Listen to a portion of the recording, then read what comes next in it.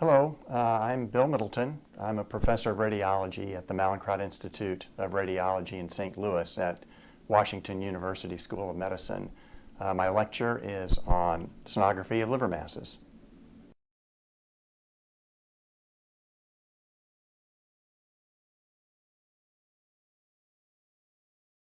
So the topic of this lecture is sonography of liver masses.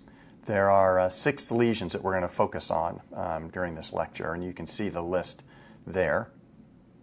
We're going to start with cysts. Cysts are the most common liver mass, and unlike in the kidney, where sometimes they can be a little bit tougher to detect and characterize, in the liver, cysts are generally very easy to detect and are fairly easy to characterize as well. They usually display the classic sonographic findings of cysts, that they're anechoic, they have posterior acoustic enhancement, and they have a strong reflection from the back wall. Now, puckering and septations or partial septations along the wall of hepatic cysts are not uncommon and shouldn't concern you too much. So this is a typical appearance of a liver cyst: anechoic, increased through transmission, strong reflection from the back wall. Here's a small liver cyst that was scanned after the patient had an indeterminate lesion seen on CT.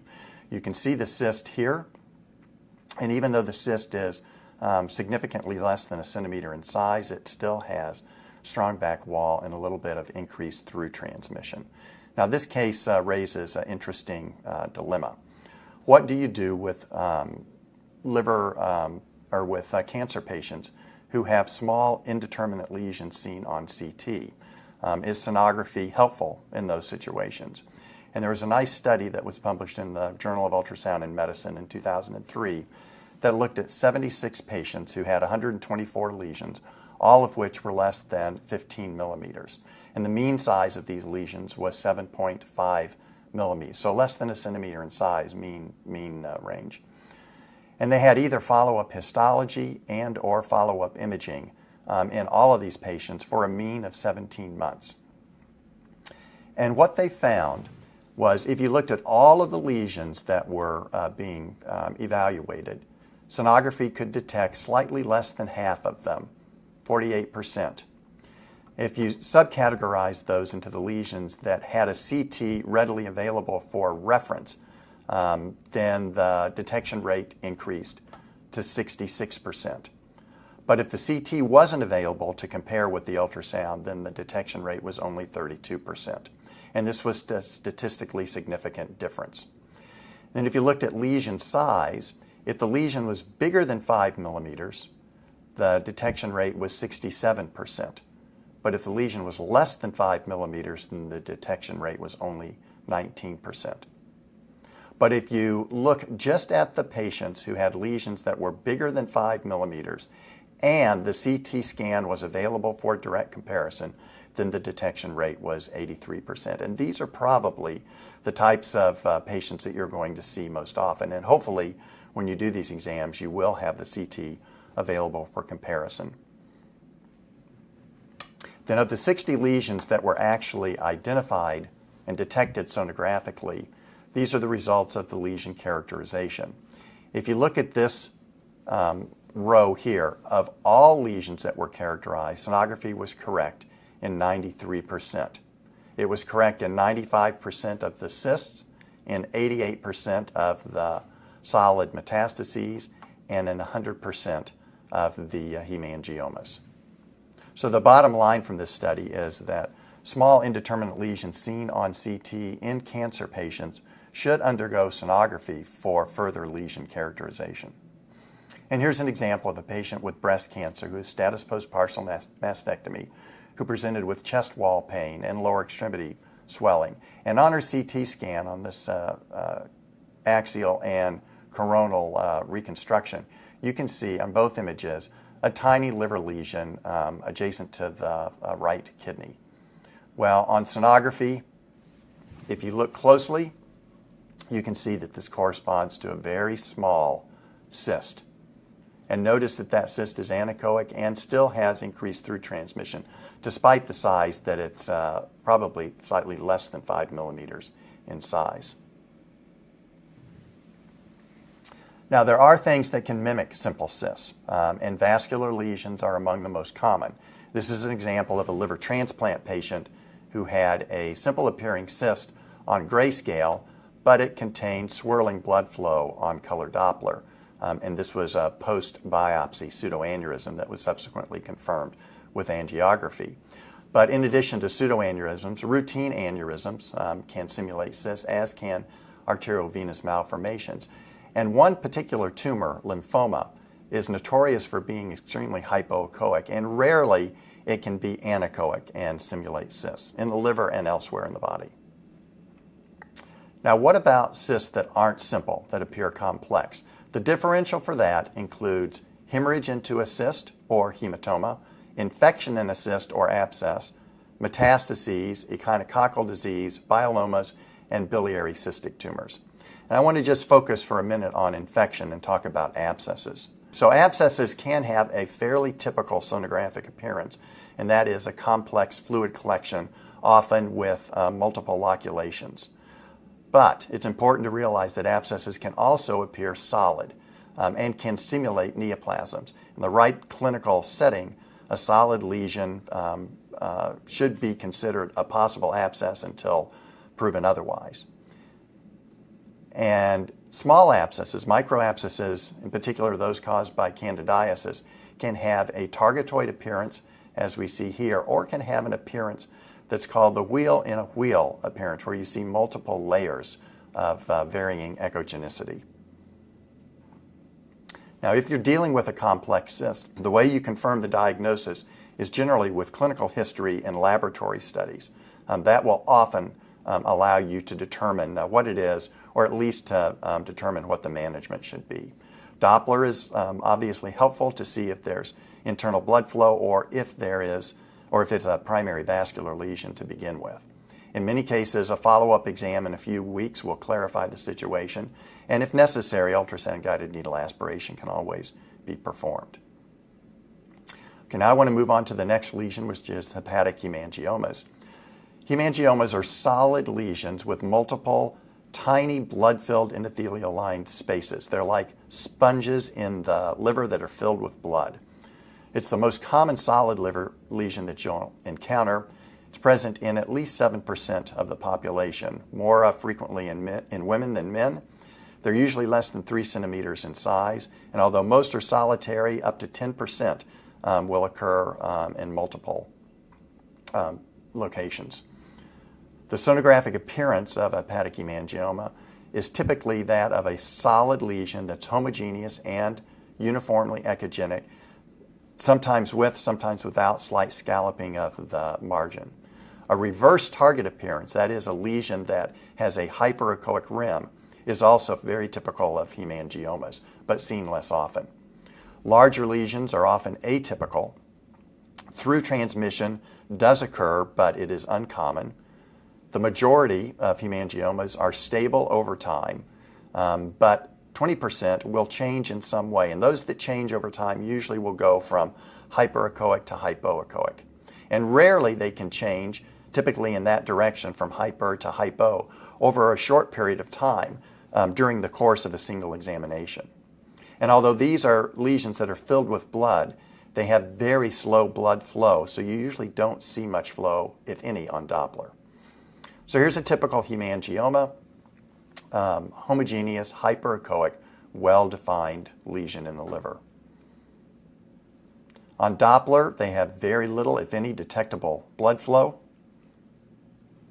This is the reverse target appearance, where you see a hyperechoic rim surrounding an isoechoic central component. This is a case that was loaned to me from a former fellow of mine. And you can see on the initial examination, there's a fairly typical homogeneous hyperechoic liver lesion. 9 months later, it had converted from hyperechoic to hypoechoic.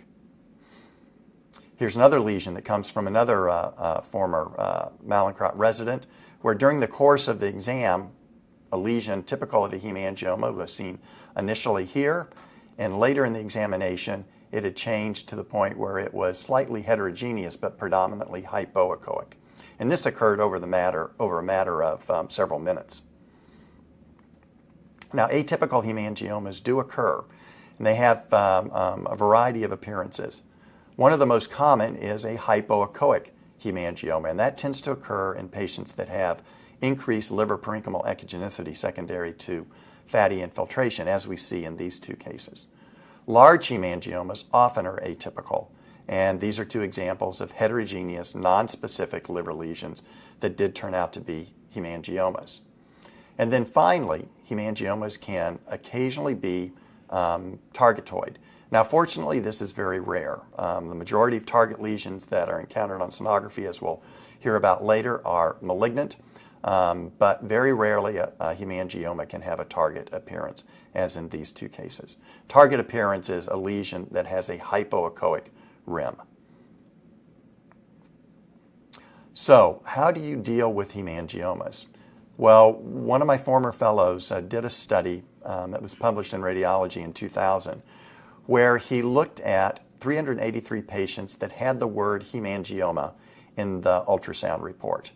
And of those, he eliminated 16 that on review were atypical, 95 that occurred in patients who were high risk for malignancy, and 59 who had insufficient follow-up, so this group. And that left him with 213 patients who were at low risk for malignancy and who had typical hemangiomas on sonography. Of those 213, 121 had imaging and/or histologic follow-up, and 92 had clinical follow-up for a period of greater than 2 years. And of these 213 patients, only one turned out to have a malignancy, and that was a patient that had a neuroendocrine MET that was discovered 22 months after the original ultrasound. So the moral from this study is that if you have a typical appearing hemangioma in a patient who's low risk for hepatic malignancy, the yield of doing any type of follow-up is extremely low and is really not justified. Now, what do we mean by high risk for malignancy? So if the patient has a prior history of an extrahepatic malignancy, any current evidence of an extrahepatic malignancy, or chronic liver disease, such as hepatitis or cirrhosis, then they're put in that high-risk category. Low-risk category is basically everybody else. And notice that this high-risk category does not include anything about liver function tests, patient demographics, or number or size of lesions. So based on all of this, the recommendation for management of typical hemangiomas or lesions that have the reverse target appearance are, if the patient is at low risk, you do no further follow-up. If the patient is at high risk, then follow-up is indicated, and generally we recommend MRIs. Now, why do we follow up the patients that are high risk? Well, that comes from a study that was conducted in Italy, where they looked at hemangioma-like lesions in patients with cirrhotic livers. And they had a large patient population, almost 2,000 patients with newly diagnosed cirrhosis, and 44 of those patients had hemangioma-appearing lesions. And ultimately, of those 44, 22 were proven to be hemangiomas, but 22 were proven to be hepatocellular cancer. Now also, they looked at about 1,600 patients who on their initial ultrasound scan had no evidence of focal lesions.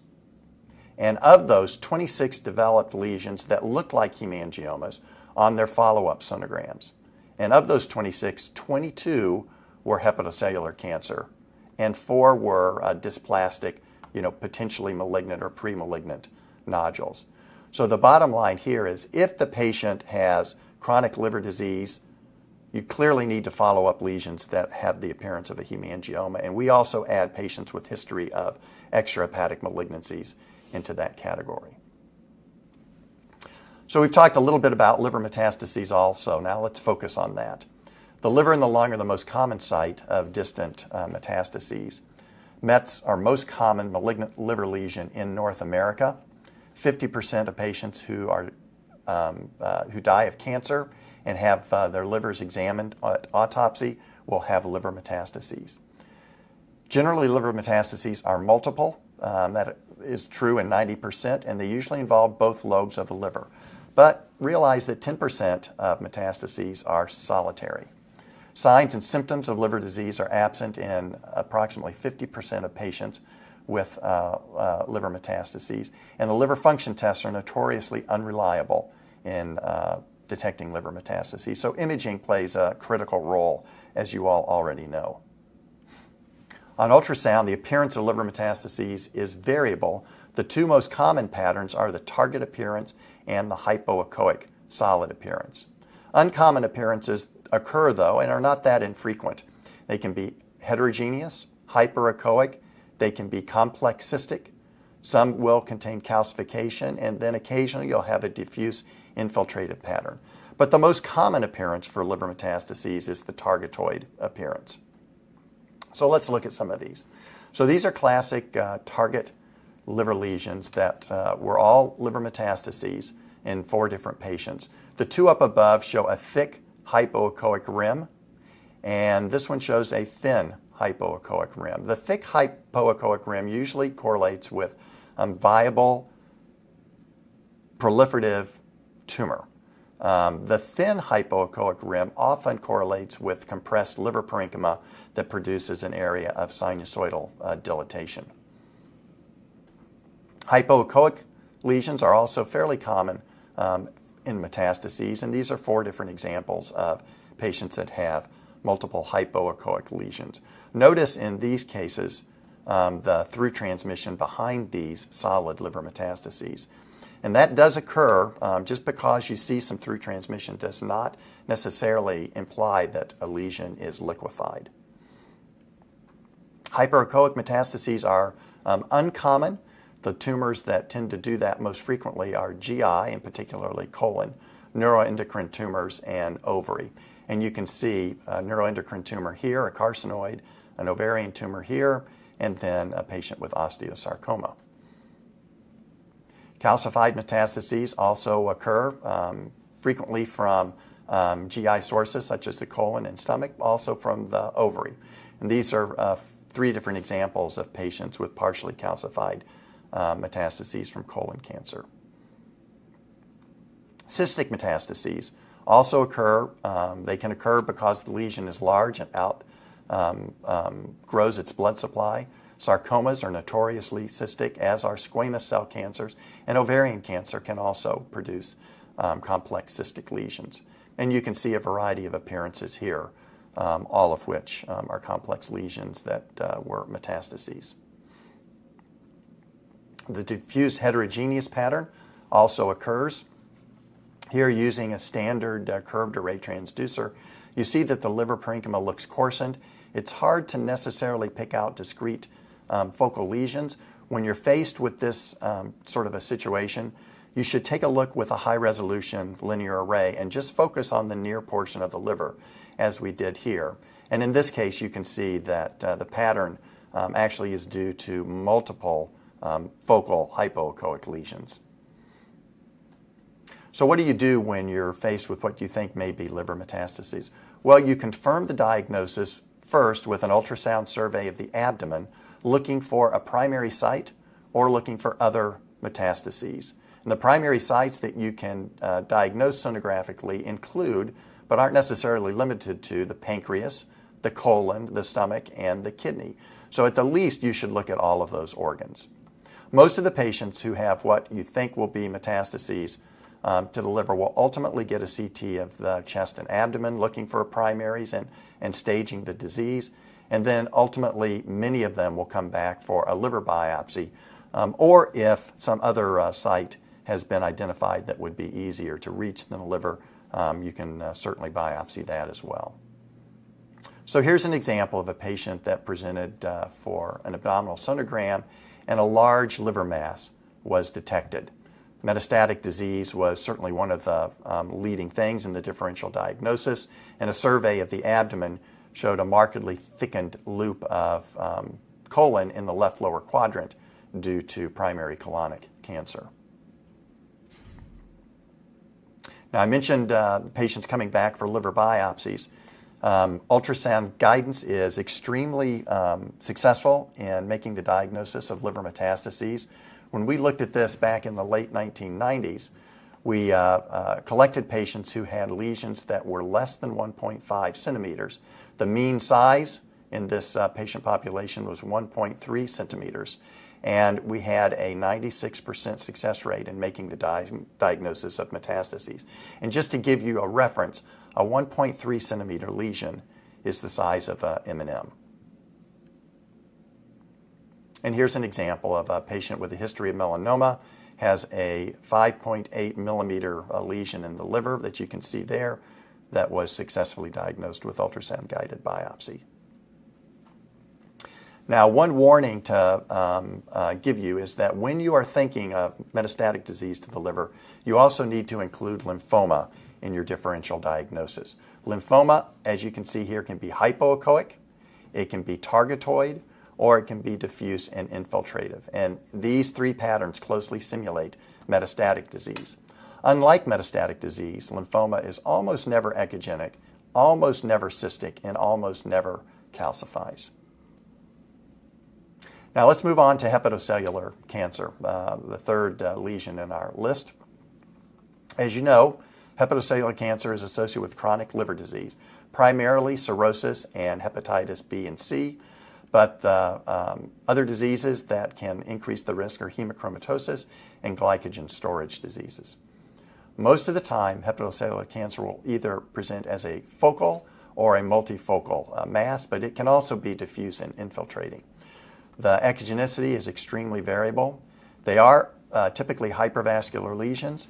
You generally will be able to detect that with Doppler, but not always. And venous invasion in unscreened populations is actually quite common, 30 to 60% in the portal vein and 15% in the hepatic veins. But in screened populations, which is what we tend to deal with nowadays, the incidence of venous invasion is much less common. So I'm going to show you a series of hepatocellular cancers. Here is one that is fairly typical appearance. It's a solid hypoechoic lesion. This is one that is a typical target lesion, hyperechoic centrally with a hypoechoic rim.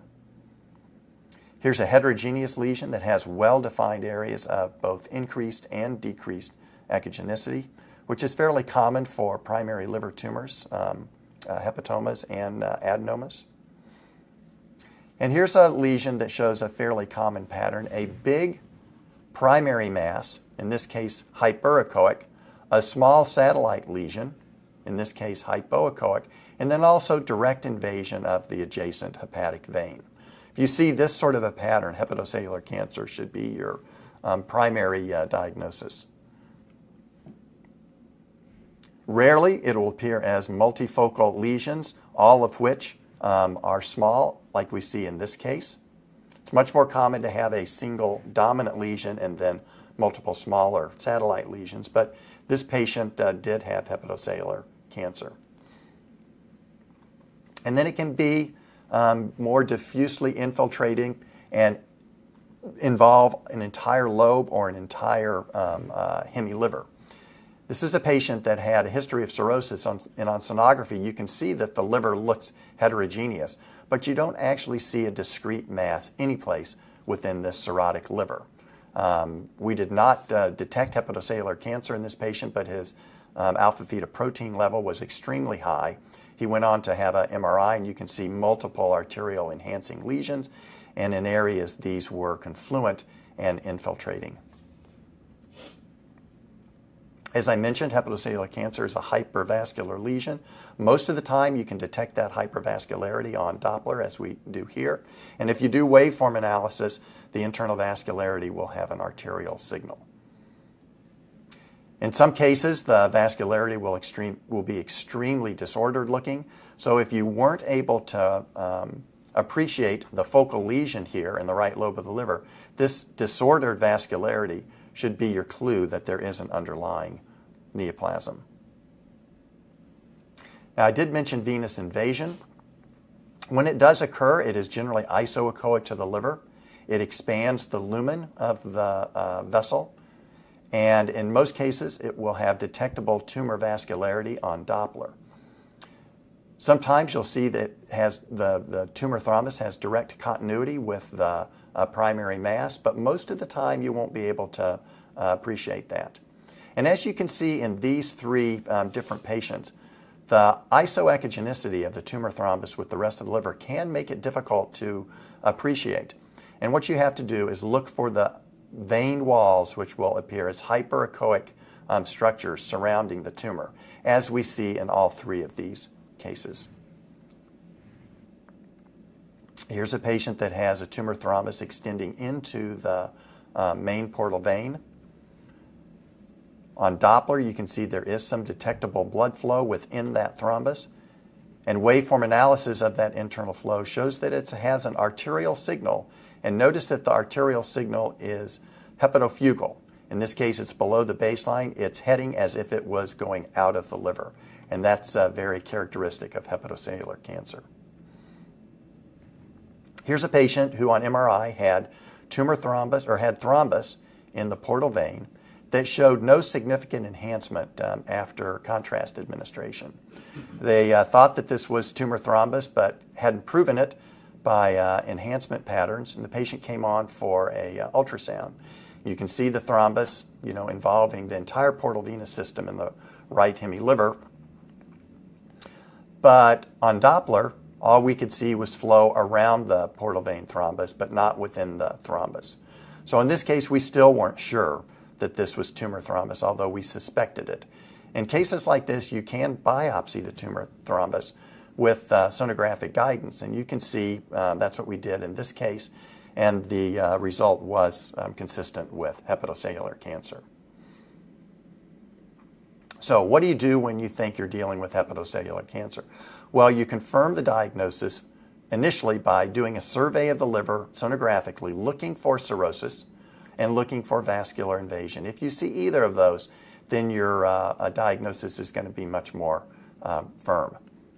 You can get alpha-fetoprotein levels. That will help in some cases, although they are notoriously insensitive. Most of these patients will go on to get a contrast-enhanced CT, or nowadays more often an MRI, to look at the enhancement pattern. Contrast-enhanced ultrasound is equally effective in this situation. And then, if necessary, biopsy can be performed. Approximately 50% of the time we can make the diagnosis using fine needle aspiration. The other 50% of the time we have to do core biopsies, at least at our institution. So here's an example of a patient with a nonspecific lesion in the liver. He did have a history of hepatitis. We don't really see the cirrhotic changes on this conventional view, but when you look at high resolution, you see the coarsening and the nodularity of the liver parenchyma, which tells you that this is an abnormal liver parenchyma and makes the diagnosis of hepatocellular cancer much more likely. Now let's move on to focal nodular hyperplasia. This is the second most common solid benign liver lesion after hemangiomas. These lesions are composed of hepatocytes, Kupffer cells, and biliary structures. They often have a central scar that's seen pathologically. They're significantly more common in women than in men, and they're generally asymptomatic. Symptoms such as pain or bleeding are quite uncommon.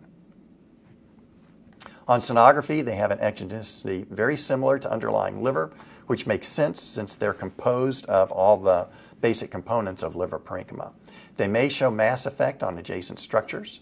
The central scar that's seen pathologically is rarely seen on non-contrast enhanced sonography, but they have a typical vascular pattern that can be detected, and that's called the spoke wheel pattern, where a vessel will come from the periphery of the lesion in towards the center and then start to branch back out towards the periphery. So these are 4 different patients with focal nodular hyperplasia. The 2 up above, you really don't see a lesion at all on grayscale sonography. And the 2 down below have heterogeneous lesions that are relatively nonspecific. But when Doppler was performed on all of these patients, you can see the typical spoke wheel type pattern on color and power Doppler, which makes the diagnosis much more likely. Pulse Doppler analysis of the internal vascularity will show an arterial signal, similar to what we saw on hepatocellular cancer.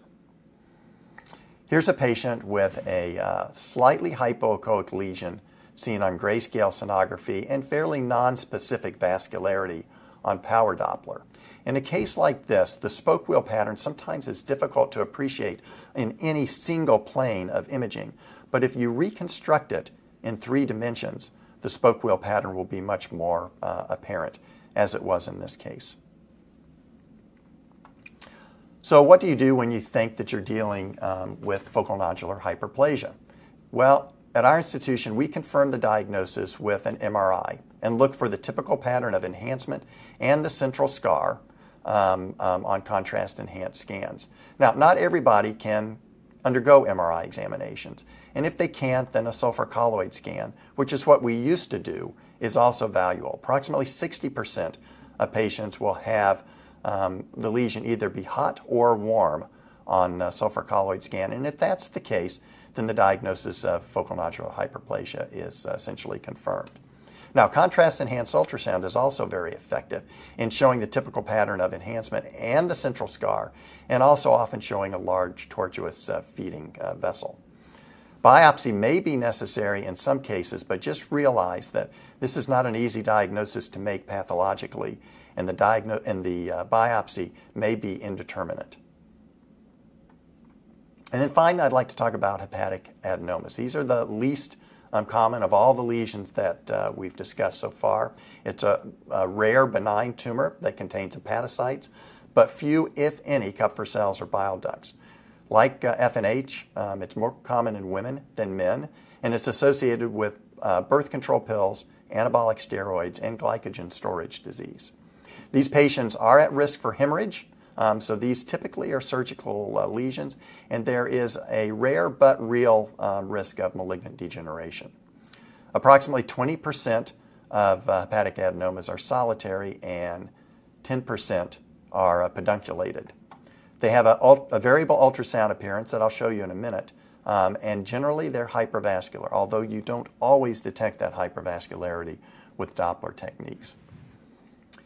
Here's a lesion, solid hypoechoic on grayscale, very nonspecific type lesion, but has quite abundant internal vascularity on power Doppler. Here are 2 different patients with hepatic adenomas. Patient on the left has solid hyperechoic lesions, and patient on the right has a solid heterogeneous lesion with fairly well-defined hypoechoic and hyperechoic lesions. This particular pattern is often seen with primary liver tumors, such as adenomas and hepatocellular cancer. And in this case, hypervascularity was detected on color Doppler. So when you think you're dealing with hepatic adenoma, confirm the diagnosis typically with MRI. Clinical history and symptomatology combined with a suspicious ultrasound appearance and a typical MRI appearance is generally all that we do to make the diagnosis. But sometimes a biopsy will be necessary, and as is in the case with focal nodular hyperplasia, it's not an easy diagnosis to make, and sometimes it's difficult to distinguish an adenoma from a well-differentiated hepatocellular carcinoma. When an adenoma has been diagnosed, they generally will ultimately get surgery because of the potential risk of bleeding. So in summary, sonography, I believe, plays a very valuable role in the evaluation of liver masses. The combination of ultrasound, clinical history, and laboratory values allows for a diagnosis of what the liver mass is in the majority of cases. And if you can't determine what the diagnosis is with sonography, it generally helps in determining what the next best test will be based on the sonographic findings.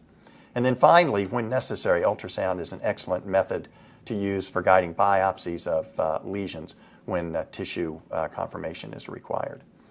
Thank you very much.